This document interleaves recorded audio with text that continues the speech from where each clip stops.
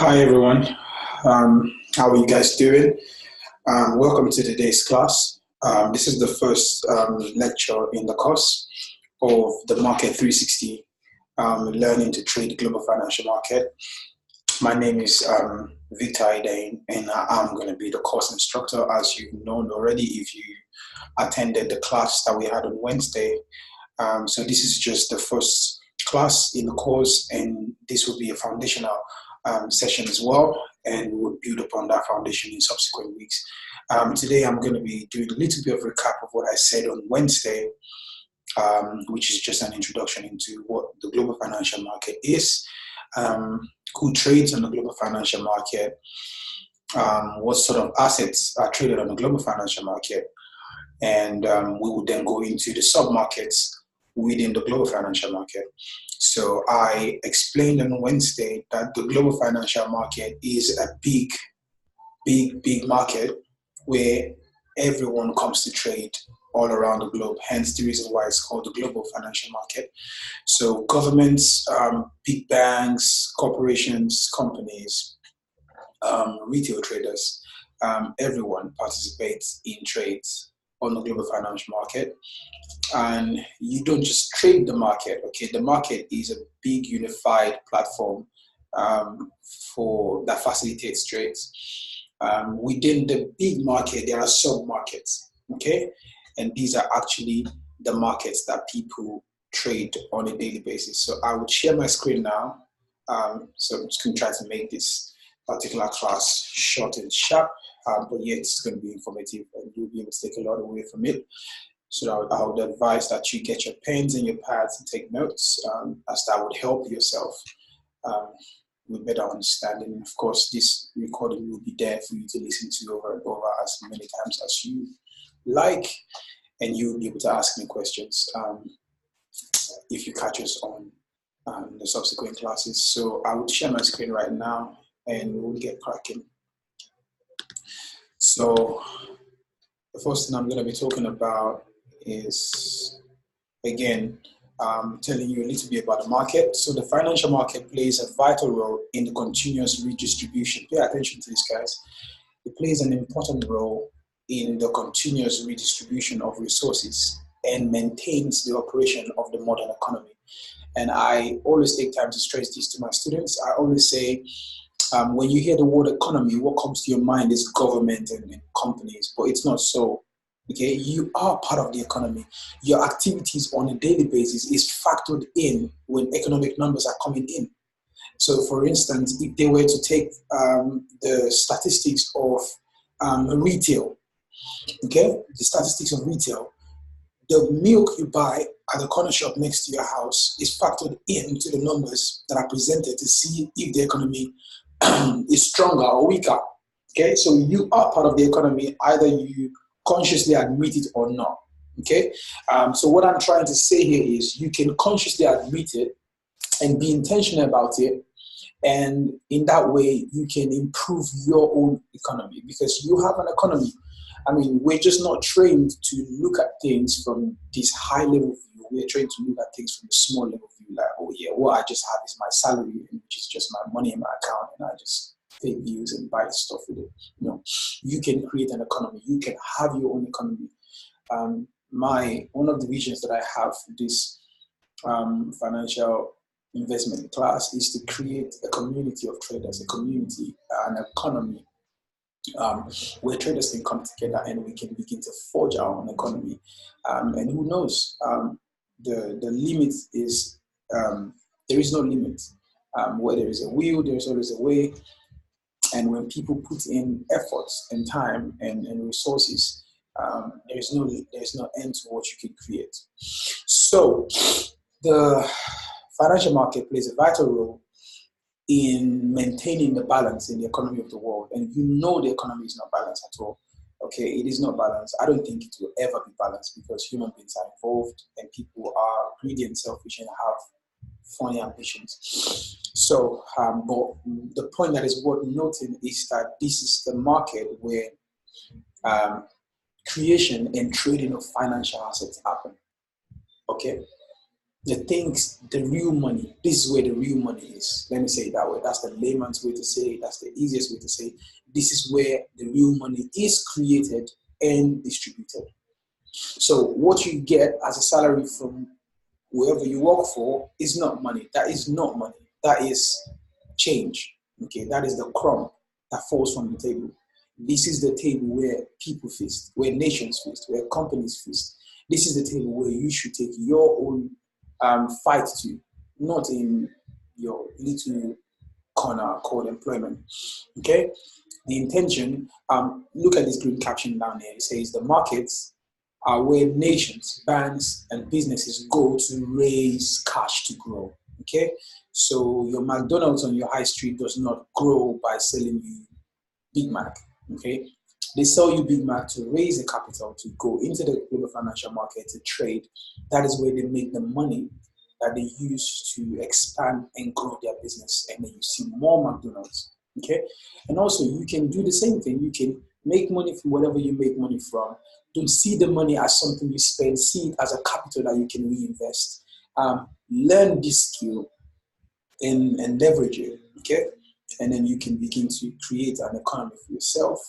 And if you're someone like me who is very, very involved in community development and nation building, I am passionate about people, and you cannot do that without money. Okay, so that's one of the reasons why I'm very passionate about the global financial market. Okay, so I said the main market, the big market, is made up of smaller markets. Okay, that forms the market. So when you hear the market, okay, there are markets, smaller markets that makes up the market. Because nobody just goes to trade the market; they trade the sub markets within the market, and the sub markets are at these markets right here, the biggest and the most liquid market of them all is Forex, okay? And it's simply foreign exchange. And this is the most popular market as well. So when people hear about trading, the only thing that comes to their mind is Forex, okay? Except for those that are a bit knowledgeable and know there are some other things to trade. But most people just think trading is Forex, okay? No, Forex is just the most popular.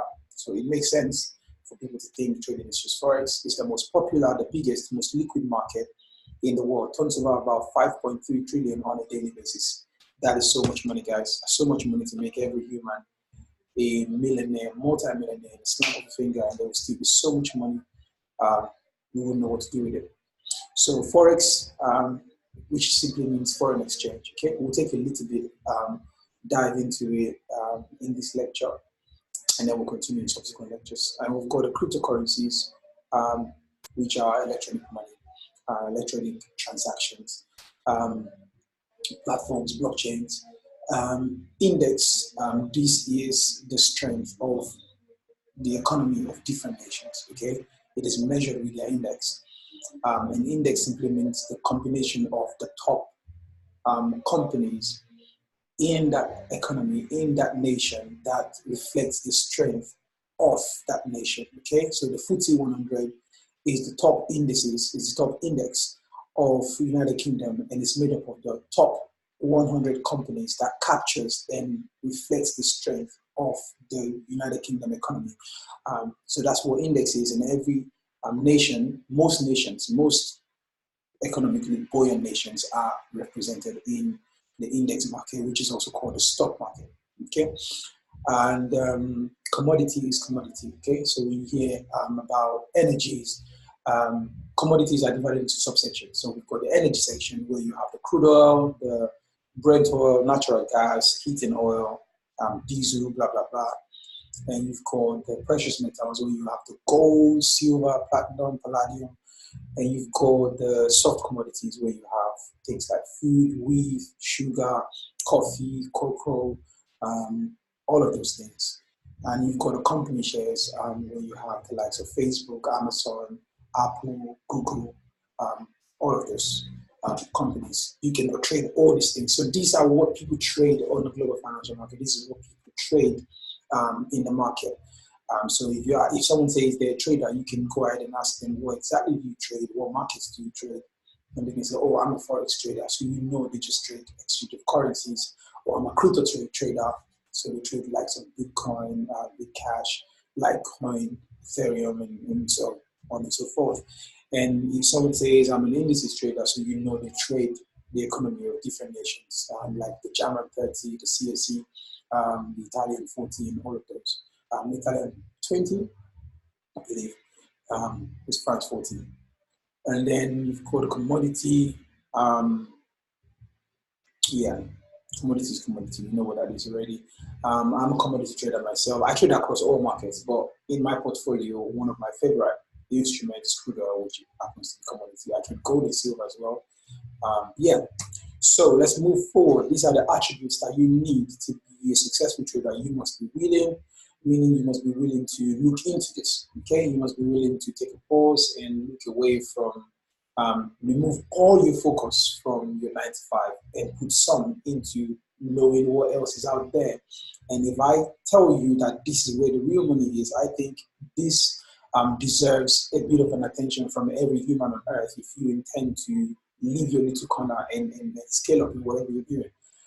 Be it growing your business or growing your personal finances, I think the financial market is worth giving a shot. So you must be willing, you must be informed, which I believe all of you have the intention to be informed. That is why you're on this course, and it's my responsibility to give you the information that you need to jumpstart your journey in trading. You must be disciplined. As with anything else in the world, discipline is what keeps you grounded and what makes sure that you succeed. And of course, you must be persistent because, like in everything else you do in life as well, there will be hurdles to jump over. There will be difficulties along the way, but you mustn't give up. You must keep going. You must overcome your challenges, and you will succeed. Okay, so Forex. Let's look at Forex a little bit. Again, I won't take too much of your time in this particular course, in this particular lecture, as we have subsequent lectures to build and grow into what trading is. So, Forex, this is the foreign exchange. It's foreign exchange, as the name implies, which involves simply trading the strength of a currency against a weaker currency. Okay, so Forex is traded in currency pairs. To trade Forex, you must be exchanging a currency for another one. Okay, typically a stronger currency, you're exchanging it for a weaker currency, taking advantage of the difference in value and the time within which the price will fluctuate. Okay, that's simply what Forex is. So if the pound was to be strong right now and the dollar was to be weak right now, you would trade that currency pair and you would put your money predicting that the value of pounds will go up based on whatever information you have that leads you to believe that. And then if it goes up as you predicted, you make money. If it doesn't, you lose money. It's as simple as that. So your ability to analyze a market and make sound decision in good time is what makes you a profitable trader. And there are so many tools and techniques and strategies that are available at your disposal to be able to do that. For your friend and brother, it will be the internet. Okay, your friend and brother will be the internet. That's where everything is. So another thing, then knowing where to look on the internet, because there's so many things on there. And of course, we will be providing you with some of the tools that we use in Havilah Financial to help you. And of course, feel free to find your own tools should you choose to. Okay, so Forex is the biggest market in the world. Like I've said, Forex is a sub-market and its instruments are various currency pairs. Okay, so every sub-market, Forex, indices, commodity, cryptocurrencies, they all have what you trade in this market. Okay, those are the instruments of that market. So example is Westfield is a big shopping mall. So think about that as the global financial market. And then inside Westfield are shops like JD, like Sports Direct, like Gucci, like TM Lewin, and all of that. Okay, so those are shops, those are sub-markets within the Westfield main market. And in every shop, they have specific things that they sell in there. So if you go into JD, you know what you would find. You know you would find body cream in JD, okay? That's not what it's for, okay? You find trainers and sneakers and tracksuits and things like that, okay? So also, if you go into Forex market, you will not find crude oil in there, okay? You can't trade crude oil from Forex market. You would find the unique instruments available in the forex market, which are currency pairs. An example of currency pairs are USD JPY, which is the United States dollar, and the Japanese yen, and also Euro USD, which is the euro against the dollar. You would see more of them in subsequent discussions. So again, forex turns over 5.3 trillion on a daily basis, which is equivalent to 220 billion per day. That's a lot of money, guys. Yeah, and we are retail traders. Okay, so there are different hierarchies in the market. There are the big banks, the nations, the big banks, the policy makers, the market makers. Okay, and then there are the high street retail banks. Okay, retail banks, electronic traders, the brokers, trade brokers, yeah, and hedge funds. And of course, at the bottom of the food chain are the retail traders, people who are just getting in, okay? Individuals that will trade from their house, just like you and I. We are at the bottom of the food chain, and there is scope for climbing, depending on how seriously you take this. And of course, we make up to 5.5 to 6% of the daily turnover, which is still about 300 billion. That's still a lot of money to go around. Okay. Right. So understanding forex. Again, I wouldn't attempt to talk too much today. Just giving you a bit of foundation to build on in subsequent classes. Okay. So trading in the simplest term comes down to two actions. Buying and selling. It's as simple as that. There is no third thing to do. There is no third side to the coin. These are the two sides to the coin. You are either buying or selling. And in trading, buying and selling, the term buying and selling is different to how those terms are used in the real world. Okay, so in the real world, if you was to go to McDonald's to buy Big Mac, you would present your money to them and they will serve you a portion of Big Mac. Okay, but in the global financial market or in the market, if I was to buy one position of gold, I wouldn't have gold delivered to my house the following day. Okay, it doesn't work that way. It just simply means I will be controlling a certain amount of gold in the market. Okay, predicting the value of gold generally. So if I'm holding a certain amount of gold by putting my money in there, and I'm predicting the value of gold will go up. If it does go up, then I'll make money. If it moves in the opposite direction, then I make a loss. Or if I predict that the value of gold is going to go down, which is selling, okay, if it does go down, I'll make money. If it goes in the opposite direction, goes up, whilst I'm saying it's going to go down, then I'll lose money. It's as simple as that. So buying and selling are simply directions in the market, okay? So it is not purchasing something, okay? It is predicting the direction or the direction that the value of an asset will head towards, okay? So if I'm buying something, I'm predicting the value of something is going to go up. If I'm selling, I'm predicting the value is going to go down, okay?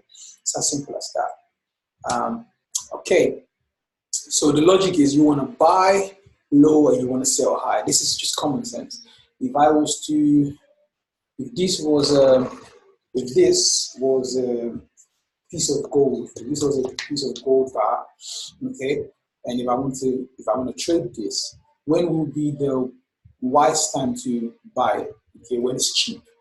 Simple as that, when it's cheap. So you want to buy when the value of something dips, because you know that whatever goes down will go up. Well, whatever goes up will go down. That is the law of trading, okay?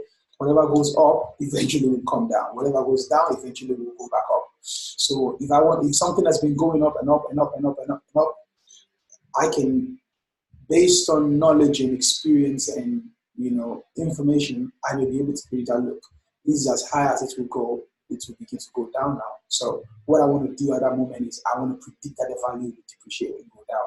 And the action of expressing that in the market is selling. Okay, so I'm going to put in my money and I'm going to put in a sell. Okay, and if it drops as expected, then I'll make money. And if something has been dropping in value, and I feel that, look, we can't go lower than this, it's going to have to turn around and go back up now. It's called a reversal, by the way. It's called spotting a reversal. Going up, a spot that is going to reverse. Going down, a spot that is going to reverse and go back up. So when it gets down, and down is relative, okay? Price may be depreciating, and the news may come out that would cause the direction to change, Okay, if I'm able to see that news, access it in time, and know the effect it will have on the market, I will quickly go into that asset and I will put in my money, predicting that the value of that asset is going to take the opposite direction to where it's going before. So if it was going down, I'll predict it's going to go up, putting my money in there. If that does happen, I make money. Okay, so it's as simple as that. That's how the market goes. So it's the ability to get the right information, to make the right decision at the right time. That is what converts into profit in trading. Okay, and this is a very good illustration of how Forex works.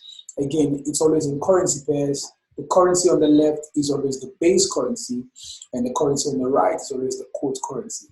The base currency is always the bigger currency in the pair. Okay, so dollar is definitely bigger than the yen in value. Okay, so hence you will not see JPY USD. Okay, it will always be USD JPY, and these currency pairs you cannot make them up yourself. Okay, they have been prepared, okay, by the market makers. Okay, by the big guys. Okay, so they create these currency pairs. They already exist. You just based on your information, you look at the currency pair that you want to focus on, or that you have information about, that you are able to predict the direction it will head and take advantage of the information that you have. So in this case, if I wanted to buy this currency pair, the information that I would have, or the condition that I would consider to be able to put in a buy decision, is knowing that the US dollar is going to increase in value and the Japanese yen will decrease in value. Okay, so my focus is always the currency on the left. Okay, I wouldn't really pay so much attention to the currency on the right, because whatever the currency on the left moves to, the one on the right will head in the opposite direction. So if the dollar goes down, the yen will go up. If the dollar goes up, the yen will go down. So I will focus on the base currency. So any pair you see in front of you and you want to trade, you're going to make your decision based on whatever direction the base currency is headed. Okay, so if the base currency is going to get stronger, your decision will be to buy. If it's going to be weaker, your decision will be to sell. It's as simple as that. Okay, and when you start trading, all these numbers wouldn't matter that much. Okay, it will be a matter of direction. Okay, you will still be aware of price points, you will still be aware of prices, but mainly the focus will be direction. Okay. All right, then. So there are different types of currency pairs. There are major currency pairs, minor currency pairs, exotic currency pairs, and all of that. Okay, so these are major currency pairs: the Euro USD, USD JPY, USD pounds and dollar, dollar and Swiss franc, dollar and Canadian dollar, Australian dollar and US dollar, New Zealand dollar, and US dollar. And you can see they've got like a nickname right here. Again, you get used to these things the more you trade Forex. But yeah, these are what they're called. So if you hear someone says Euro dollar, you know they're talking about currency pair with the Euro against the US dollar. Simple as that. And these are the eight major, I believe the 8, 1, 2, 3, 4, 5, 6, 7. Okay, 7. Well, I always have a mental figure like that, 8, but yeah, these are the major currency pairs.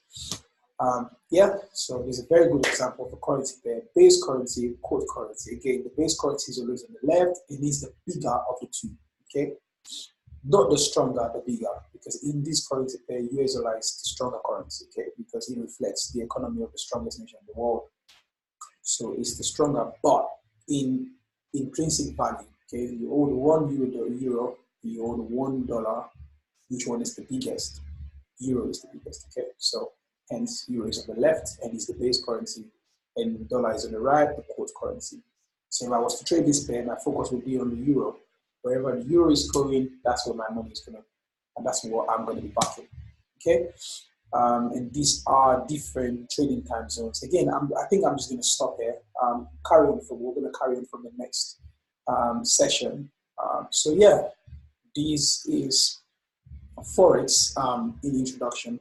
From the next class, we're going to talk more about it. The market is open 24/7, but there is no volume in the market 24/7. In other words, people are not actively trading in the market 24/7. Okay, because of time zones. So there's a time when people are trading, because you must understand that people actually get up in the morning, get into the bathroom, dress up, put on their clothes, and head into the office just to go trade. Okay. Some are on trade from home. Some people actually show up in their offices to trade. Okay, so some people go 9 to 5 job in trading. Okay, so the trading times in London will be different from the trading time in Sydney. Okay, so some trading times overlap, hence you have a very high volume of trade in those times. For example, you can see where the London time overlaps over the New York times. So yeah, trading is, so you must understand time zones. This slide will be in the group for you to have a look at it. So you must understand time zones to know when to be in the market depending on where you are in the world, okay? So that you can take advantage of volume. Because every trader always wants to trade when the market is called volume and volatility, okay? And these are just activities of people, really. So, guys, I believe you've learned something today. Again, the group chat will be there to ask me questions, and I will be happy to answer the questions. So thank you very much for watching this class, and I hope you would follow us on subsequent classes until we get to the end of this journey. And I know it's going to be worthwhile.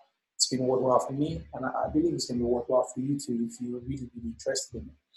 So thank you very much. My name is Victor Kane. I'm one of the directors of Havilah Financial, and I am the course coordinator on this Market 360 course. It's been an awesome time. I enjoy doing this, as you can tell. So thank you very much for watching this, and I will catch you in subsequent class. Have a lovely time. Have a good one.